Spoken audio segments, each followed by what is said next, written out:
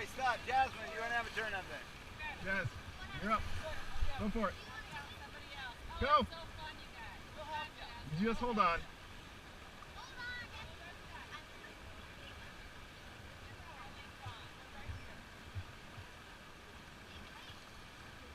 Now, Jazz, look down straight. There's nothing for a little bit. You can relax. Relax for a moment. Her knuckles will be white, buddy. I know. Have you ever lost anybody or seen anything like that? I have had to, in the river in New Zealand, I had to rescue a guide that had drowned in the river, and that was not a lot of fun. Yeah, things like that happen occasionally, very rarely. I think, having done this for 42 years now, that this activity that we're doing right now as an outdoor recreational sport is probably one of the most statistically safest sports that you can involve in. Per people, for the number of people doing it, man hours or whatever. I've seen more accidents on river trips to and from the river on the highway than I have in the boat, on the water. Because we're taking every precaution, we're checking every rapid. On this river, class 3, so relatively straightforward, and I've been through it before, so I don't have to go scout every rapid. I know right where I want to go. But on a new river, I would always pull over, look, go downstream, check it out. I don't want to lose my lunch, my camera or my sleeping bag, food for a week.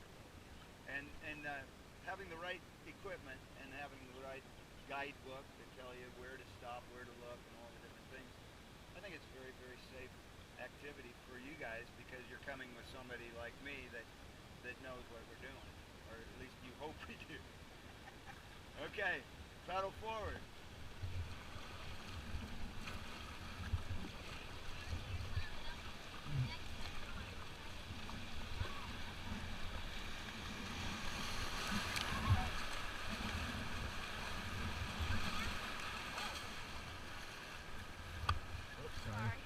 Okay, stop. And, occasionally somebody falls out of the boat. That can happen. Most of the time, everything's fine. There's been, do you want me to carry on with this stuff? There's been a few fatalities on this river.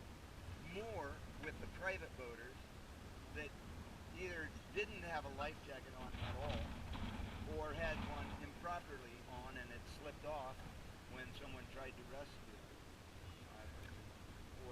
And then there's always the heart attack victims where an older gentleman hits cold water and just has a hypothermia-induced heart attack. That's happened twice on this canyon. There's been a few swimmers that jumped in the Snake River without a life jacket, thinking that it was safe, and didn't make it. That kind of thing. But if you're doing what we're doing with a guide, I think probably. I do know that if I was to go rafting anywhere in the world, I would buy a ticket, but I would look around the parking lot and find the oldest, gray-hairedest, whiskered guy that I could and ask if I could get in his boat. I wouldn't want a rookie taking me down there. Let's paddle forward. Let's go out in the current there.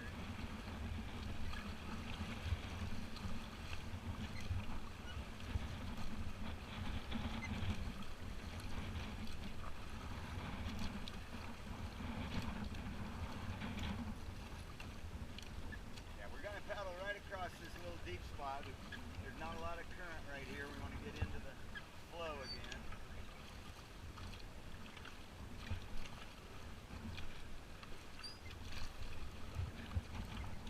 Okay, stop. That's fine. Now, if you want, you can take your feet out of the stirrups, stretch your legs, relax. There's no rapid, Jasmine, for a little while. So you can let go. Not right here. It's too shallow. Yeah, look underneath the boat. You see the bottom. Touch the bottom with your paddle. Take your paddle and touch the bottom. If that was your foot, oh my God, you would get hurt. That would be really, really, really bad. Okay? But, Sawyer, we're going to have a kid throwing contest in about 30 yards. Because look at this drop off. I don't know, you can't tell. I know that there's a gravel bar here, but as soon as we get past it, the water gets a lot deeper. Okay? Right here, it's deep enough to dive in without hitting the bottom. anybody wants to go for a swim, now is the opportunity. Jump in.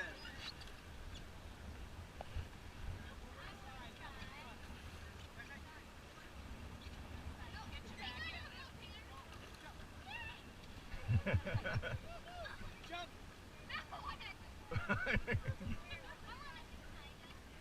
Go ahead.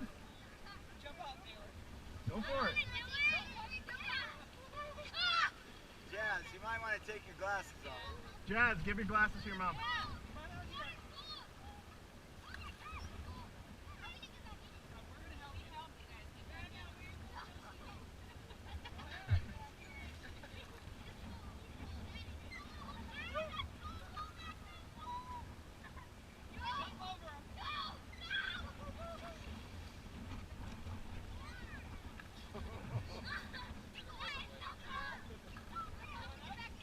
Now wait a minute, leave him in for a while. I have a theory. I've got a theory on the river. I think we'll play it out. You know what my theory is? I'd love to hear it. A cold kid's a quiet kid. I think you're going to be mistaken with her. Okay, now don't pull, please, listen. Hey guys. Don't pull people in by the shoulder, by the arm. You're going to hurt their shoulder. Pull them in by the light string.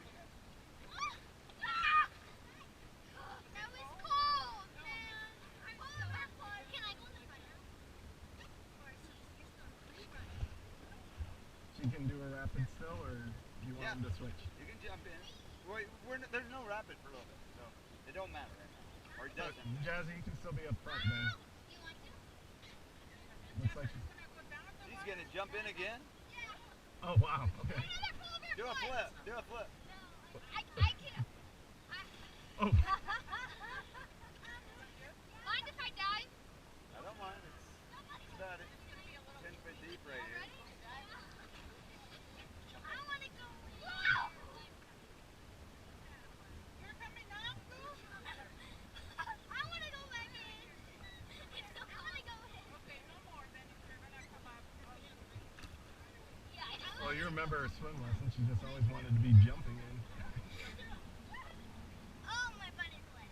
Well, I wanted to duh. jump in without a life jacket. Yeah, they're not going to let go of you.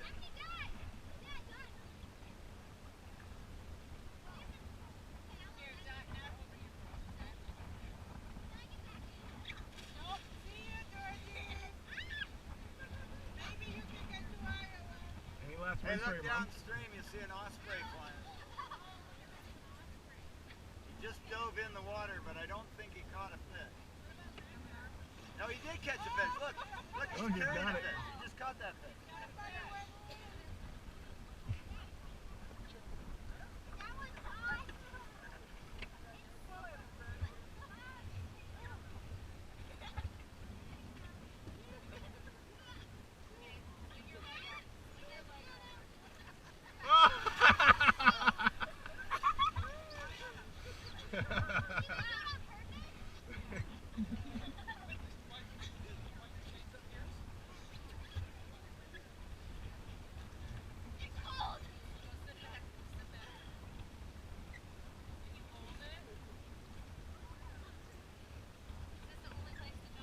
There is another opportunity after 5 rapids. Yeah, now that we're going past the cable, I want everybody to get back in. All right. The water get that hot? Or what's the... Water can get 10 feet deeper than what it is right now. But that's the gauge. That's the flow meter. Oh. Can I be in the front now? No, Georgie hasn't gone yet. Well, Jazz, I think you still have to go through a rapid. Do I still have to go through the rapids? Yeah, I'm gonna, Jazz, you get up there. You guys know how to measure a river? They do it right there. That's the gauge. How do you measure a river?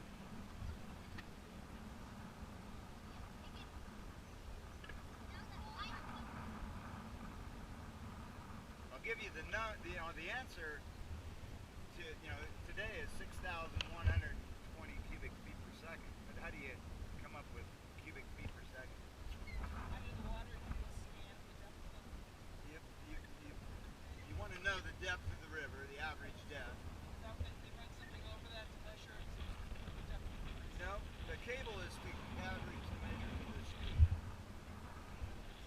cable so that you get in the trolley car, get out over the water, and drop a propeller in the water to record how fast the current is underneath. You need to know the width, the depth, which gives you a cross section, and then the speed to give you a cubic feet per second.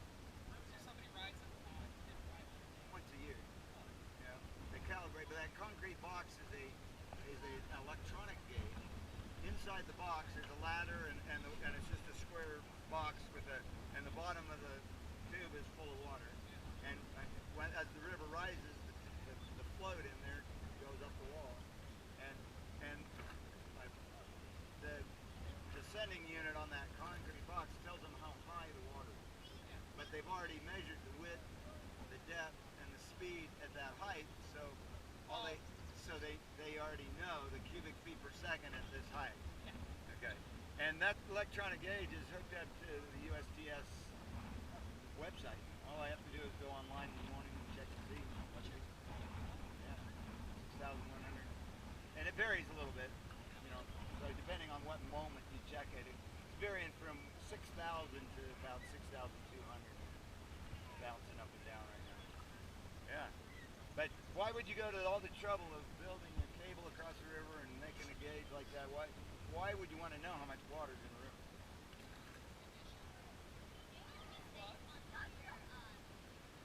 Well, I can look at the water and tell you how high it is. I don't have to, and I know where the rapids are, so I don't really need to know the exact flow. So, not as recreational river users. It helps, but that isn't why they put the gauge. There's three major reasons. Flood control. Yeah. If you have a dam, you can hold back the water and you can measure how much water is going down, and you can regulate the amount of water with the dam. And there's usually a cable and a gauge like that above every dam and below every dam that holds water. Okay, so flood control is one. There's two more. Hit it with your oar. Irrigation is one. And the third one is, did you plug in your iPad yet? Hydroelectric power. Yeah, generating electricity. You want to know how much water is available, and then you can tell how much kilowatt energy is available. Pedal forward.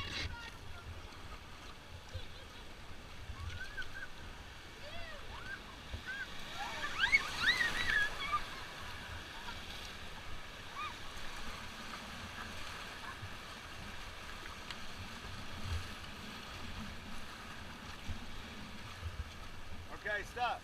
Now, here's a question for you. If we were to follow this water downstream wherever it would take us, where would we end up? Where?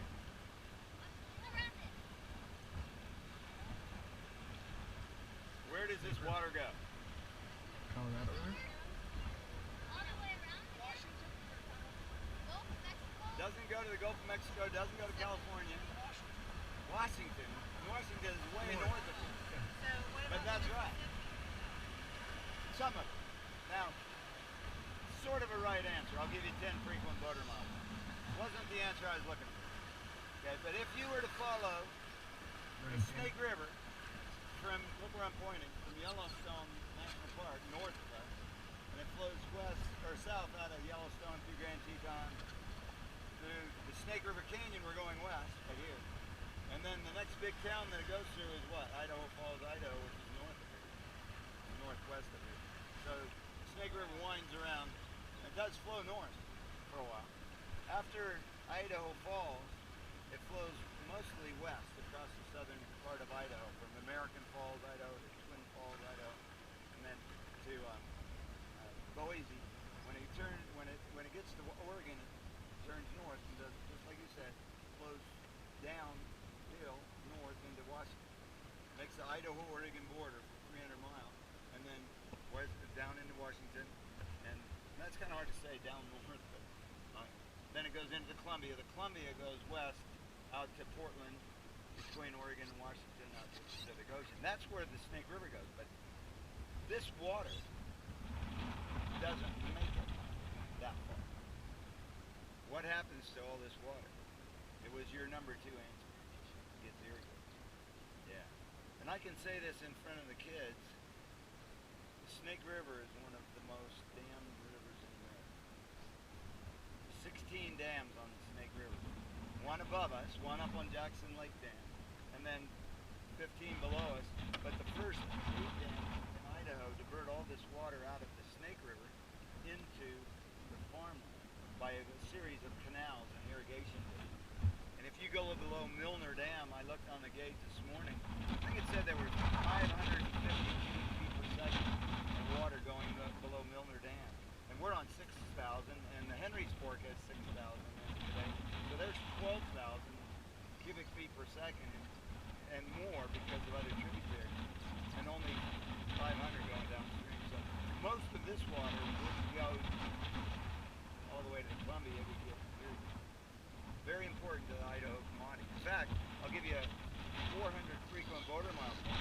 Tell me the #1 cash crop in eastern Idaho that the farmers were raising with irrigation water out of the Snake River coming from Wyoming. Other than potato? Alfalfa? Potatoes is #2. Alfalfa is #4. Sugar beets is #3. What's the #1 cash crop? I'll give you a hint. It's a grain. Not corn, not rice. Baylor, it looks like wheat, but it starts with a B.